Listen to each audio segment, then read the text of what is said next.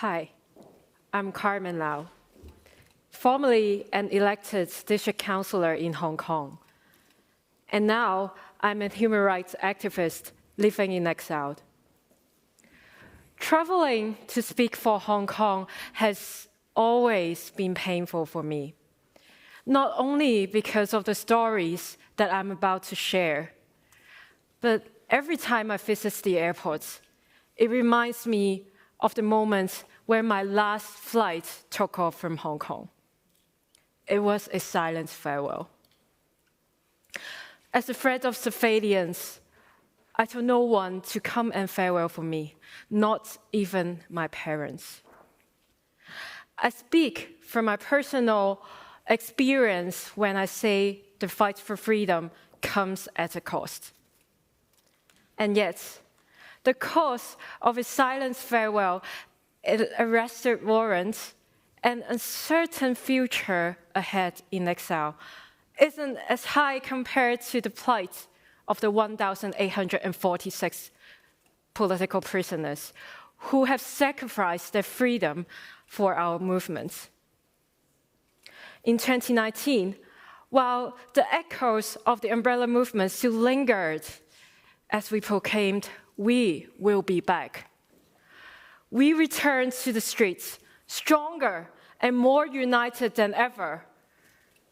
Millions of Hong Kongers claim every corner of the city, from the CBDs, from the bustling CBDs, to the most iconic halls of our district council, or of our legislative council, to resist the authoritarian regime. As a fresh grad legislator's assistant working within this most iconic symbol of the public power, as a protester, as a Hong Konger who was born in the time of resistance, I marched on the streets days and nights alongside millions of others until the day that the police lost its sanity.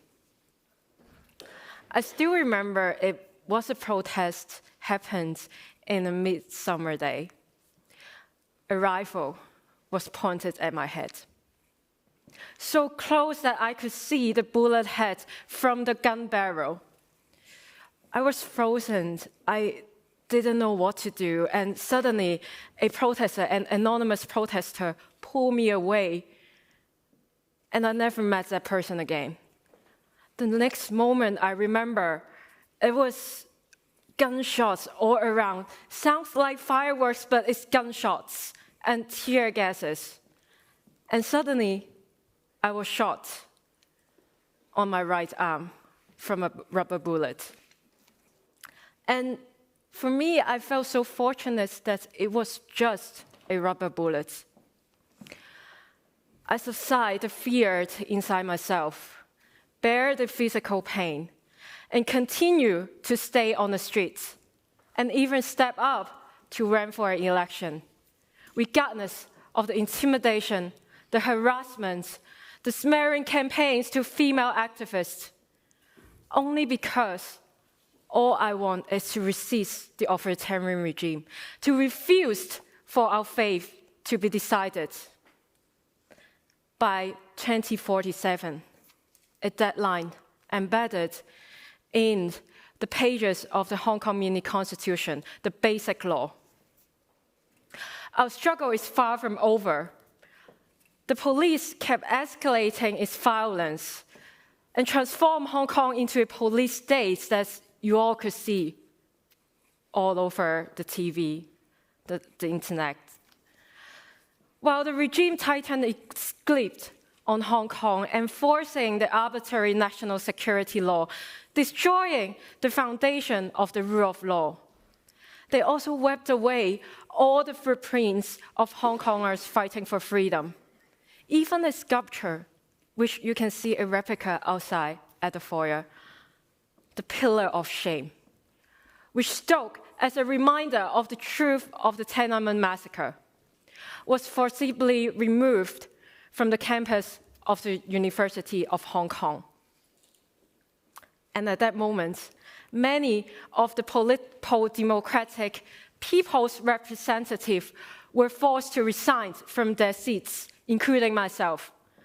I was forced to resign in 2021.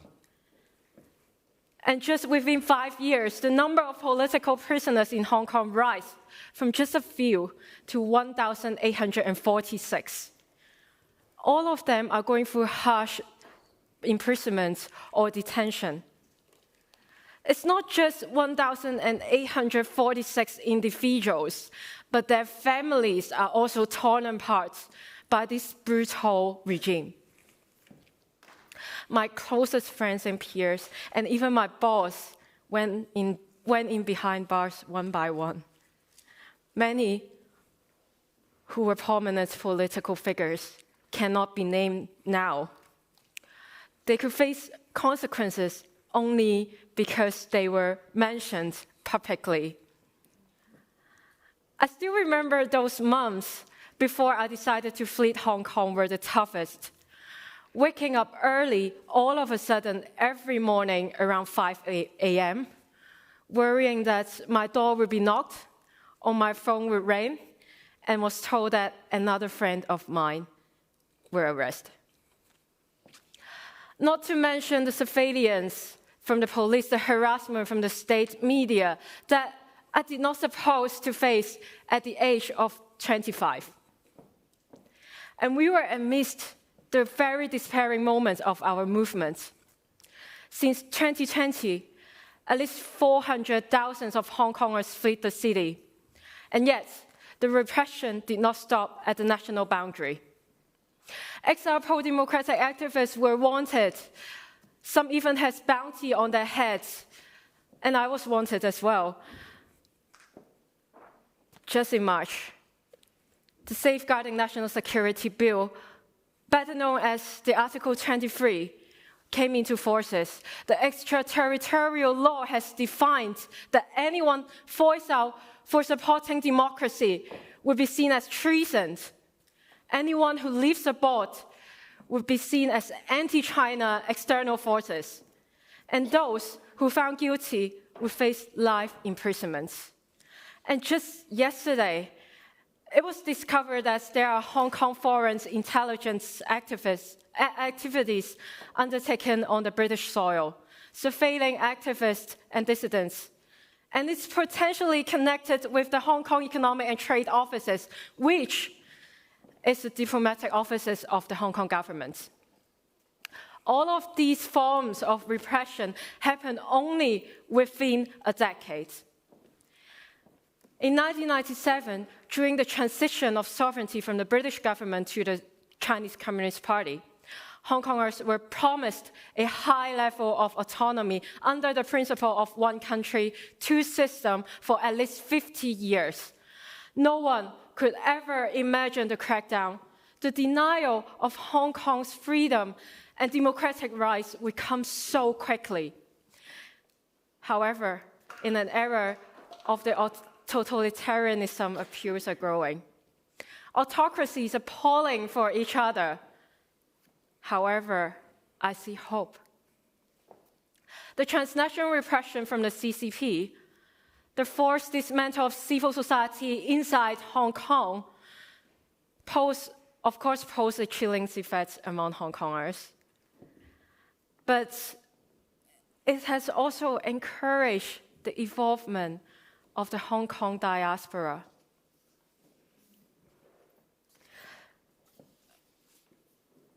We see now a vibrant Hong Kong civil society building abroad. From only a few activists, you may see to over 200 Hong Kong groups abroad, around the world, from grassroots to international community, trying to make creative way to continue for our fight for Hong Kong abroad, to speak up for ourselves, to make Hong Kong be seen, to defend the truth of the history, not to be wiped away, and to free our dearest friends and family from jail. Instead of forcing us to give up, the repression has pushed us to grow, to build a diaspora, to reach out to allies, to collectively shape the community, to fight for the freedom that we are all longing for. This year is the 10th anniversary of the umbrella movement, and it's the 5th anniversary of the 2019 Hong Kong movement. And I stand here before you today, humbly ask you to stand in solidarity with us. The powerless who are struggling to confront with the CCP's aggression, to use all means to make sure the abusers are accountable, and support the oppressed around the world who just try to exercise our basic democratic rights. I sincerely hope that next time when we meet again, we will meet in the free and democratic Hong Kong for freedom.